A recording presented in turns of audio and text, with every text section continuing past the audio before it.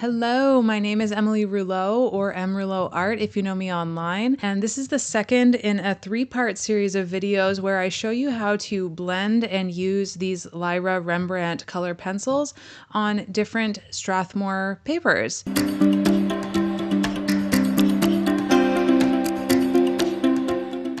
Today we're going to be using the Toned Tan 400 series sketch to make some studies of some vegetables that I found in the grocery store. So I took these photo references myself, and please feel free to use them as well.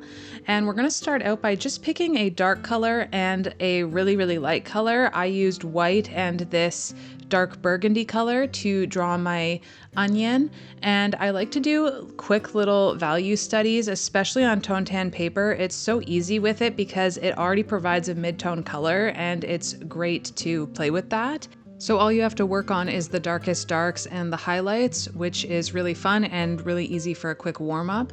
So that's what I did with this little onion, and also I wanted to try a mushroom that I got. I just really liked the shape of it when I found it in the little pack from the store, and I tried to pick a nice mushroomy color.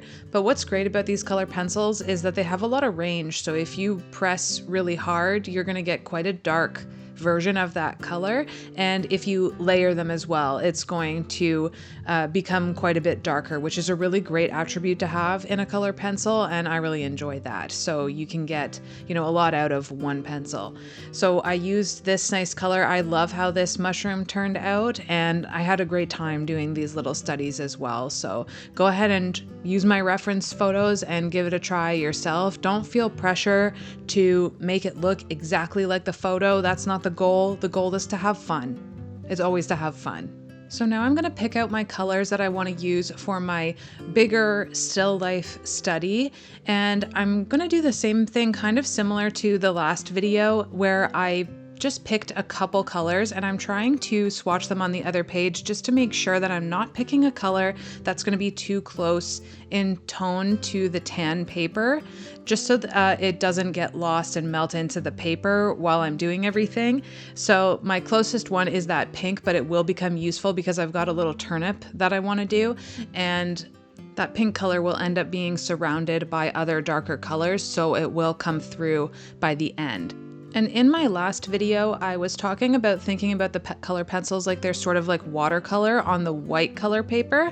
And now I'm going to think about them a little bit differently, sort of like gouache, where I want to get quite a thick layer of color pencil onto the paper so that it pops a lot with the Toned Tan background. So now I'm thinking about them a little bit differently. I am leaving space still and doing light layers, but I will end up pressing quite a bit harder than I would if I was using white paper, because I want, for my own personal style, I want to have a nice opaque layer of color. And I see that there was a bluish kind of reflected light on the right side of the vegetables, so I put that in quite early on so that I could make sure it didn't get lost within the sketch. And I also made sure that I put my shadows in quite early as well. I need to make sure that there's sort of those types of things established so that I don't lose track of where I'm going while I'm layering and adding new colors.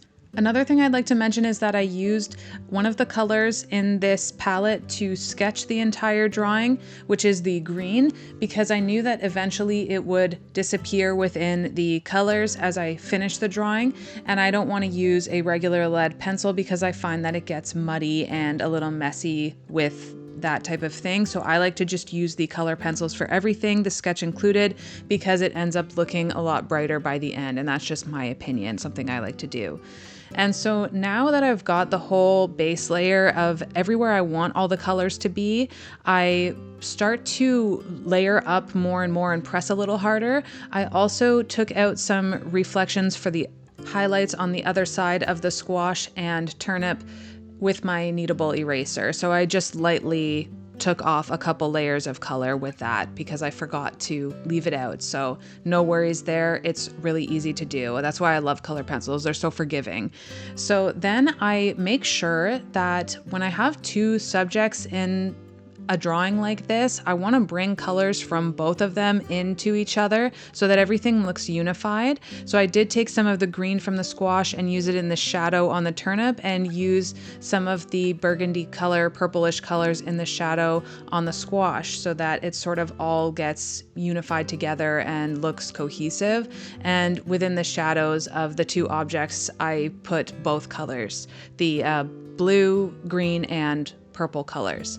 It's a little hard to see, but I do like to go around the edges of each of the objects and soften the edges so that they're not harsh lines.